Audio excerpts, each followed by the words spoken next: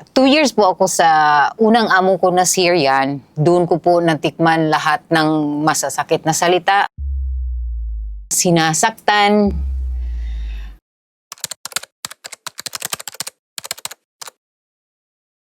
Doon naman po sa Kuwait, malapit po ako ma-rape. Ano pong pangalan ninyo? Si Riza Lambayon po. And Ma'am Riza, gano'n na rin po kayo katagal na OFW? 17 years na po. 17 years? Opo. And itong 17 years na nandito po kayo abroad, saan pong mga bansa po yan? 5 years po sa Saudi Arabia, 2 years sa Qatar, and 2 years po sa Kuwait, at 8 years po dito ngayon. So, 3 bansa in total? Actually, hindi lang. Nakaabot rin ako ng Syria. Pero months lang yun kasi dinala lang ako doon ng amo ko doon. At saka Egypt. So, basically, total of 5 countries na rin? Yes, exactly. Okay, so, pero tubong saan po kayo sa Philippines? Maguindanao. Maguindanao. Yes. And way back nung time na nag-decide po kayo mag-abroad, ano po yung pinaka-reason nyo? Pinaka-reason po is yung kahirapan ng pamilya namin. Yun po yun. Kasi ako lang po sa 5 magkapatid namin ang nakagraduate ng college. So, Pang-ilan ka po ba sa magkakapatid? Second po. Nag-graduate ako as a working student. Nag-working student ako simula 3rd year high school hanggang college. So, paano pumasok sa isip mo na mag-abroad? Bakit yun yung naisip mong parang solution? After ko kasi nag-graduate, nag-asawa ako, tapos inabandon na kami. So, nakaisip na ako na mag-abroad. Ilan po ba yung anak nyo? 2 po. 2. So, parang kailangan mong itaguyod sila ng mag-isa? Yes po, yes po. Itong una mong pinuntahan is anong bansa po? Saudi Arabia po. Ilang years ka po again doon? 5 years po. And how was your experience sa Saudi? Yun yung malala. 2 years po ako sa unang amo ko na Syrian. Doon ko po natikman lahat ng masasakit na salita. At saka sinasaktan. Takas po ako sa kanila doon. Actually, 5 years ako doon, pero 2 years na ako sa una kong amo. 3 years naman ako doon sa pangalawa kong amo na Saudi Arabia talaga sila.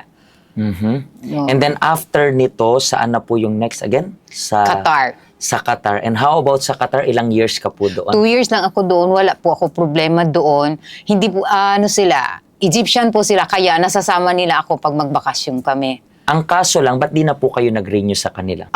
Lumipat na sila sa Canada. So parang hindi na rin nila kailangan, parang ganun. Malalaki na rin kasi yung anak nila. Okay, so yun yung inaalagaan ninyo. Yes, pero until now, may communication kami ng amo ko na yun. Okay, so in good terms talaga kayo Yes, na. And then afterwards, saan na po? Dito na sa Hong Kong? Kuwait. Kuwait pa? Ilang years pa? 2 years din po ako doon. 2 years. And how was your experience doon? Doon naman po sa Kuwait, malapit po ako ma-rape. Doon. Pero mas malala po yung nangyari sa akin sa Saudi Arabia. Bakit? Comparing sa dalawang bansa na to, bakit mas worse doon? Dati po kasi, hindi naman open country yung Saudi Arabia. Sobrang malupit. May time, since takas ako doon, lumalabas akong nakatakip yung mukha, na gano'n, nakaabaya lahat. Then, bihira kami makalabas at walang day off. Kung makalabas ka man, may gwardiya pa kayo, may kasama pa yung mga amo. Talagang As in, madali lang talaga, mga 15 minutes lang, ganun lang po. Pero bakit nasabi mo na worse dyan kung dito naman sa Kuwait muntik kang ma-rape? Doon kasi po sa Saudi Arabia, yung amo ko na Syrian, yung babae malupit. Sobrang malupit siya. Pag aalis sila ng bahay, nakasirado yung pintuan, nakalak ako sa loob. Tapos pag isama naman ako sa labas, bawal ako makipag-usap. Pag nakikipag-usap ako, kinukurot ako sa likod. So parang basically batas militar ka doon. Parang onting kibot mo, nakabantay sila. Tapos yung bang hindi ka na makapag-isip ng maayos, pastor, sa trabaho mo. Kung hindi, ang iniisip mo na lang is, ano na naman kayang mali ang magagawa ko bukas. Tapos kung ano yung mahawakan niya, pastor, ipapalo niya sa akin. At hindi alam ng husband niya yon. Tapos pag nagkakamar-kamar na yung mga mukha ko, tinatanong siya ng husband niya, ano nangyari? Ay, nabangga lang siya. Ganun lang. Tapos, within 2 years na yan, never ko nakita ang pera ng Saudi Arabia. Bawal akong mawak ng pera. So paano yung sahod mo niyan? Ang sahod ko, kumbaga niluloko ko na lang yung amo ko na baka kailangan na ng pamilya ko ng pera. So, uutusan nila akong tatawag sa pamilya ko. Yung amo ko parang cheerleader ko nandyan sa likod ko na nagpapalakpak, sabihin mo sa pamilya mo, maganda yung ano mo dito. Okay. Ganun po yung sinasabi, Pastor. So paano yung pera mo niyan? Sabi nga, kung hindi ka nakakita, paano yung mga Hindi ko sahod? nakuha Naiipon lang, talaga. ganon? Hindi, Pastor. Hindi ko hindi. talaga nakuha. 7 months ko na sahod ko na yun. Hindi ko nakuha. Dahil may kaibigan akong doon sa kanila na Ethiopia. Sinasabihan niya akong umalis ka sa amo mo. Kasi pang-walong katulong ka na niya. Walang nagtatagal. Dahil pala sa ganong klase ng sistema. Ano siya sa kamay, Pastor. So far, dito pa lang sa Hong Kong, yung pinakamatagal na Peaceful. lugar. Peaceful. Yun yung pinaka-reason, di ba? Yes, peaceful po. So, ilang years ka na po dito sa Hong Kong? 8 years sa 8 isang years. amo. Isang amo lang to? Isang amo lang. So far, comparing sa mga Middle East country, mas okay yung nararanasan Yes mo naman dito. po. Yes naman po. Hindi pagpapalit yung Hindi Hong Kong. pagpapalit. Pero, pagpunta nyo po dito sa help center, gano'n na rin po kayo katagal dito? Mag 7 years na din po Mag 7 ako. years. Pero paano ka nakapunta dito? Ano yun po, pandemic. Start po talaga ng pandemic. Na-invite po ako ng isang evangelist po. Ganun po. Tapos, Parang anong nakapag-convince sa'yo that time na itry na pumunta dito sa help bago center? po kasi ako pumunta dito sa Hong Kong, nakatry po ako ng ibang church. Tapos, parang ganito din. Noong dumating na ako dito, hinanap ko na yun. Parang Hinanap ko. naghahanap ka ng ganong klase and then Yes po. basically in-invite ka dito and then pumunta ka naman. Yes po. Pero 1 year muna ako doon sa ibang church, saka ako na-invite dito. And then yung first mo na pagpasok dito sa help center natin, how was it? Payapa po, Pastor. Yun ang po masasabi ko. Pero hindi pa rin po ako nag-continue yun, Pastor. After ng pandemic, diretso na siya. So after pa ng pandemic yung Yes naging po, after na po dire-diretso. ng pandemic. And sabi mo nga, medyo matagal ka na rin sa help center. And bilang OFW, dami mo nang napagdaanan, ang dami mo nang nalampasan, ang dami mo Yes na po. napag-iyak, na naranasan rin, ang dami Totoo ng po. mga pasikretong problem na pinagdaanan mo mag-isa. Yes po. Base sa mga natutunan mo dito sa help center, ano naman yung parang masasabi mo na lesson yun na pwedeng i-apply ng mga kapwa nating OFW? Ano yun? Una po is ang pagpatawad. Kasi yung amo ko na nananakit sa akin, nag-usap kami ulit. Magkaibigan na rin po kami ulit ngayon. Paano nakatulong sa'yo yung pagpapatawad? At saka, pangalawa, yung matuto kang magsabi ng no kung may lalapit sa'yo.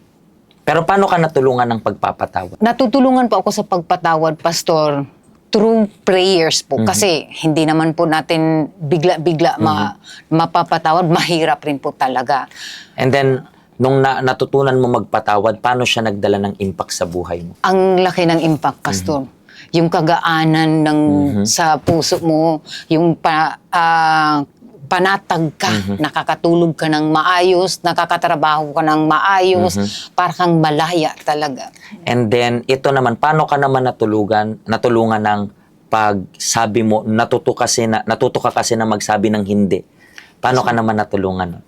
In terms naman yun sa pamilya, Pastor, yung halimbawa, kadalasan maghingi ng ganitong gadget, ganun, tapos bigay ka lang ng bigay, hindi mo na mamalayan, drain ka na pala. Ganun po. Sa anak ko din, ganun din po, hingi ng hingi. So, dapat may balance rin talaga, di ba? Opo, talaga, Pastor. Kasi minsan, sabi nga natin, spoiled, di ba? Ang spoiled, ibig sabihin sa Tagalog, panis. Yes. So, ibig sabihin minsan, pinapanis natin yung ugali ng family members Yes natin. po. At walang ibang rason kung sinong dapat sisihin, kundi tayo lang rin. Yes po, Diba? tama po. Di natin hinahayaan silang dumaan sa pagsubok. Yung pagsubok, yun yung nagpapamature Yes para po, sa atin. nagpapatibay rin po sa atin. Diba? So, natulungan ka ng help center na ito. And ikaw po, ano pong masasabi ninyo para sa mga nanunood ng program natin, ng Empowering OFW? Ano pong masasabi ninyo sa mga kababayan nating OFW na siguro nasa Hong Kong Or kung meron po kayong ma-advise, ano po yung gusto nyong ma-advise para sa kanila? Ang maa-advise ko lang po ay maging malapit tayo sa Panginoon. Yun lang po. Yun lang, napakasimple, Yes po. pero malaman. Bakit? Yes Kasi po. ang pagiging malapit sa Diyos ay pagiging malapit sa solusyon.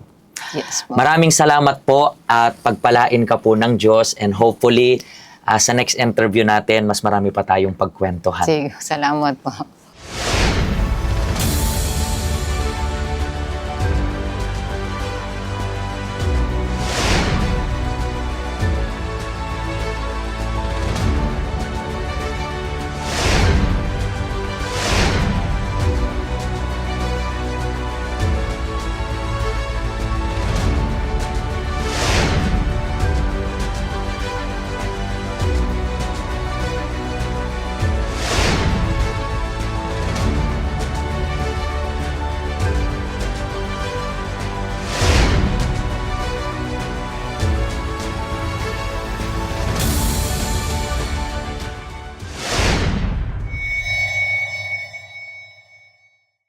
Hello, ako po si Pastor Joshua dito po sa UCKJ Help Center dito po sa Hong Kong. At yung mga napanood nyo pong testimony ay mga testimony ng mga OFW dito sa Hong Kong. Pero I believe makaka-relate rin naman kahit nasaan po kayong bansa. Basta OFW.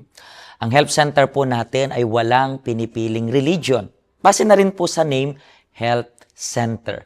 Kung kailangan nyo po ng karagdagang information, nandito lang po sa baba lahat ng information na kailangan ninyo. Kontakin nyo lang po kami at magiging masaya po kami na matulungan ka, ma-assist ka, nasaan man po kayong bansa.